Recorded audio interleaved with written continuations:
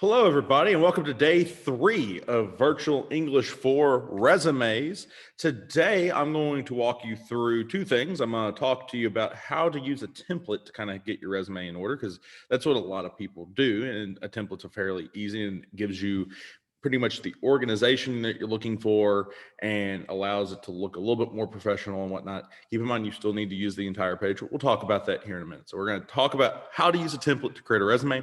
If you already have created a resume, more power to you. Go back and update it, kind of fix it around, make sure it's one page. That's the big thing that I'm looking for is one page. It's one full page. And then after I get done showing you that, you can stick around and I'm going to talk to you about this antiquated thing called cover letters. Cover letters have fallen out of vogue. Not as many jobs are asking for cover letters now, but in case you do need to write a cover letter for a job, I'm going to walk you through what you need to do for that. It's pretty simple. All right, so let's start off with the template. All right, so I'm going to share my screen right here.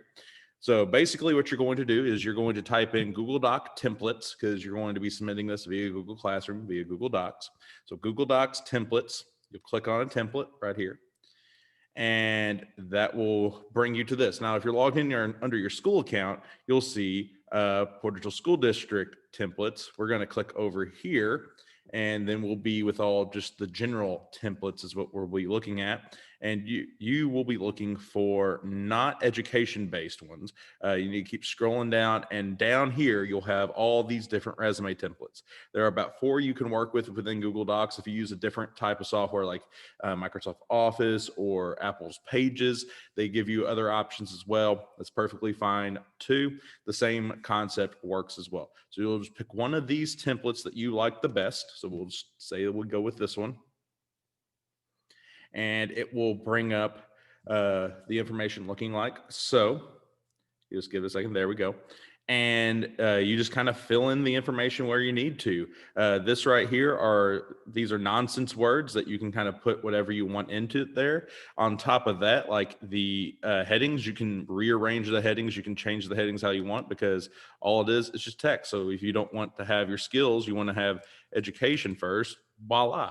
That's all you got to do in order to do that. So basically, you're just kind of clicking on what is there and replacing it with your information. And yeah, that's all you have to do in order to get that. And also, if you don't want to keep that many bullets, boom, you just delete it off like so. Once again, I'm looking for it to be one full page. You need to use the entire page. So if your resume looks something like this, where it's only half a page, you're going to need to find some fluff to kind of pad that out and make it look more presentable and whatnot. Also, if you're falling over 2 pages, you're going to need to cut some stuff in order to shrink it down to that perfect 1-page spot. But that's how you use a template. It's pretty simple, and it is the way to go when it comes to doing these things like resumes. All right, so that is how to do that. We are going to now talk about how to write a cover letter. Okay, so you'll do that for your actual resume. That this assignment is due on Sunday, and it's worth 25 points. Once again, I'm looking for the full page. If it goes over two page, if it goes all into a second page, I'll probably count you off. If it's not a full page, I'll probably count off.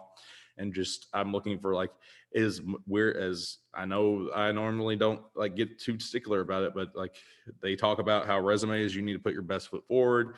So I'm gonna be a stickler for spelling and all that fun stuff. You need to have all the information that you need to have. That information would be personal information, contact information, education, and then work experience. If you have no work experience, look at the sample resumes I gave you all yesterday. Those were student examples, and they took certain jobs that weren't really jobs and jobified them to make it actually workable. Now let's talk about cover letters. As mentioned, they're not really as required as they used to be, but occasionally they still might ask you to write a cover letter. So here's all you have to do for a cover letter. If you do all of these particular things, you should have a cover letter knocked out. So what your cover letter needs to contain, you need to address the person in charge of hiring. If you know who that is, it works out a lot better if you know who is the person that's hiring, because that is more likely they'll read it. If you don't know who is the person that's hiring, you write to whom it may concern, because you're starting with, so it's to whom because it's an object. So to whom, it has to be whom. So to whom it may concern, colon. Then you state who you are. And then you talk about how you found out about the job. You briefly address your qualifications. You don't go super in depth with your qualifications. You just kind of say, hey, here's some things that help make me qualified. If you have a personal connection to the job, you need to bring it up. You need to talk about it. You need to state that you look forward to meeting them. And then last but not least, you need to sign their name, your name. I've actually wrote one for you now to just assuage anybody. I'm not leaving Portersville High School, no means. Note, I say I'm at Campbell R2. Murphy, who is the person at New Madrid, whenever I wrote this the first time as an exemplar, doesn't even work there anymore. So just keep that in mind. So here's me following those steps. Mr. Gerald Murphy, I address the person who is in charge of hiring. My name is Paul Davidson, an English teacher at Campbell R2. I say who I am. I'm interested in the English position you have posted on moteachingjobs.com. I talk about how I found out about the job. While I'm extremely happy at my current district, I feel like I would be better suited as a faculty member at New Madrid County Central. I have 4 years of experience teaching various levels of English in my short career. Moreover, I have played a major role in the department's implementations of the Common Core standards and the new ACT summative assessment. I briefly kind of say what my qualifiers are, why I would be a good candidate. Your district has always been kind to me. You allowed me to do my Block 2 teaching in your high school. My sister just finished her Block 4 at New Madrid Elementary, and my mother has taught at Lilburn Elementary for over 20 years. I established my personal connection to the job. If you don't have a personal connection to the job, you don't mention it. I hope you give my application serious consideration. I look forward to meeting you. So I talk about looking forward to meeting you, and then sincerely, and I'd sign my name, Paul Davidson. Voila, that is how you write a cover letter. Now, keep in mind, I am not asking you to write a cover letter. All I want you to do is just do a resume. I covered a cover letter just in case you ever have to do one in the future. They're not as popular as they used to be, but just in case you have to check that box, that's how you write a cover letter.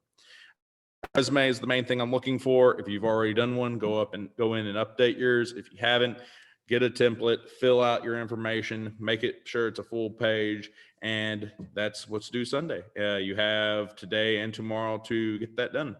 All right. I look forward to looking at your resumes, and next week we'll talk about your final. Until next time, I've been Davidson, your English teacher. I will see you on the flip